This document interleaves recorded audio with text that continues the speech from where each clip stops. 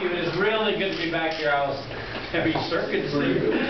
here back during the campaign and am a fan of what's happening here in some similar places around the state.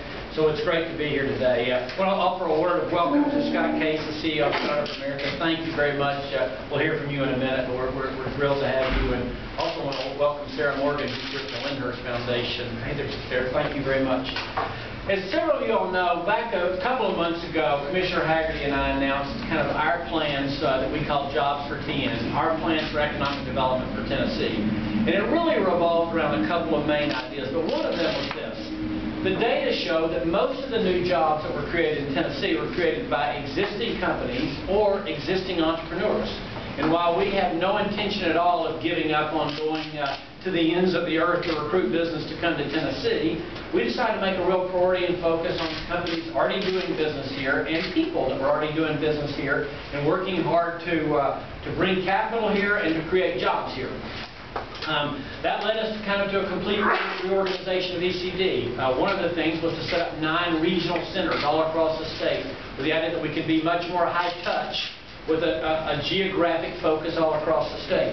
We tried to not just decentralize the services, but decentralize the decision-making as well, which we think is just good business in today's world. We don't think every decision about economic development for the entire state should happen a couple of blocks away from here up on Capitol Hill.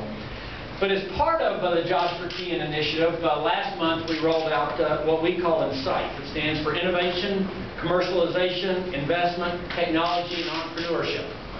INSIGHT includes a couple of big items. One was a $10 million research grant to the Memphis Research Consortium. And plans to create a $30 million co-investment fund around the state.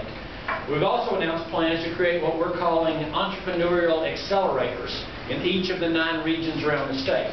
These accelerators are ready to get into business and are really going to be business and job entrepreneurial accelerators and engines in each part of the state. Today, ECD is posting a request for information on its website to get feedback on how the state should use this accelerator program. But here's what really, I think, the key thing for us is we realize that having 9 regional accelerators, while we think it's the right approach, as standalone entities is not really the right idea.